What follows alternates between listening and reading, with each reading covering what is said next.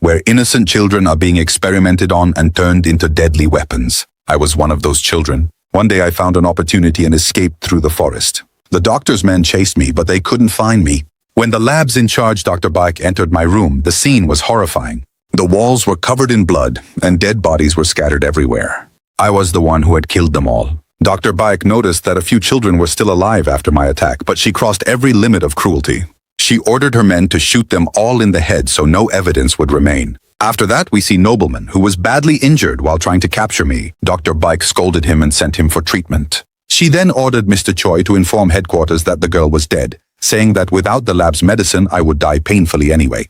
The next day, a farmer was feeding his cows when he found me lying unconscious, covered in blood. He immediately took me to a doctor. After examining me, the doctor revealed that due to a severe head injury, I had completely lost my memory. Mr. Lee and his wife had no children, so they decided to adopt me. They made the doctor promise to keep my identity a secret. 10 years passed. I had grown up and was now a top student in school. Along with my studies, I helped my father with farming. But our financial condition was very poor because of falling cattle prices. The worst part was that my mother had Alzheimer's disease and her treatment required a huge amount of money. One night, I experienced unbearable headaches as if my brain would explode. This was a side effect of the experiments done on me, but I hid it from my family. The next day, my friend Myung-hee told me about a talent show in the city with a prize of 3 million rupees. That money could solve all our problems, so I decided to participate. At the audition, I sang a song and secretly used my powers to lift the microphone without touching it. I was immediately selected. However, when my parents saw this on TV, they became terrified. They feared that my secret powers would be exposed. I reassured them that once I won the prize, I would stop everything. But I had no idea that appearing on national TV was the biggest mistake of my life. Dr. Baek also saw my audition and instantly recognized me. She ordered Mr. Choi to find me. That night, my friend stayed at my house. As I went to my room, I suffered another intense headache. This time, it was even worse. Outside, Mr. Choi had already tracked down my location. The next day, we traveled to Seoul for the audition. During the journey, a handsome boy sat in front of us. Myung-hee was instantly attracted to him, but his eyes were fixed on me. He claimed that he had known me since childhood. I didn't recognize him. He was actually Nobleman who had failed to capture me years ago. When I didn't remember him, he suddenly tried to attack me. I got scared, but strangely, he became convinced that I was the same girl and left. Before leaving, he brutally beat an innocent man and threw him off the moving train. After reaching the audition, I performed again and got selected. But soon after, I experienced another severe headache and blood started coming from my nose. I remembered the doctor's words. I had a rare brain condition and only 1 or 2 months left to live. The only cure was with Dr. Beck. While waiting for a taxi, 2 black cars stopped near us. Men came out and tried to force us into their cars. We managed to escape and return to our hometown. There, Nobleman appeared again and offered us a ride.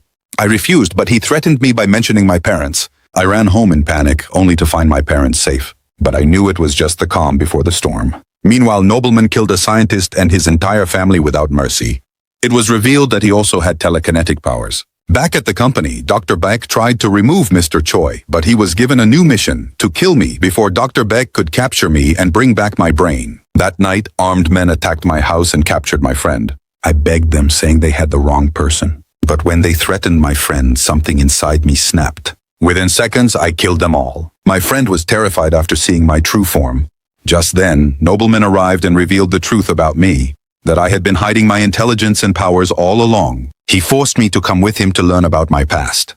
I agreed because I had no choice. At the headquarters, they tied me to a chair. I pretended to be scared. Dr. Beck injected me with a serum that restored my memories. She explained that my powers were killing me and I needed regular injections to survive. After receiving the injection, I felt stronger than ever. But this was all part of my plan. Suddenly, I revealed my true self and started killing everyone. Dr. Beck realized her mistake and ordered toxic gas to be released, but I escaped and reached the control room, eliminating all guards. I confronted Dr. Beck and revealed that I had never lost my memory. I had only pretended so they would come to me. I needed the medicine.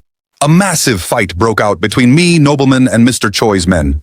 I defeated Nobleman easily and killed Mr. Choi. In the end, I forced Nobleman to reveal the location of the medicine and killed him too. After everything ended, I took all the medicines from the lab and returned home. The police were already there, so I secretly went to the hospital to see my parents. My mother was in the final stage of Alzheimer's. I gave my father the medicine, but he said it was better for her to be free from pain. Before leaving, my father told me that no matter how I was born, they always loved me as their own daughter. I left silently. 3 months later, I found Dr. Bayek's twin sister, Arin. I demanded a permanent cure for my condition. She gave me medicine for 20 months and hinted that this was just the beginning. And with that, the story ends on a suspenseful note.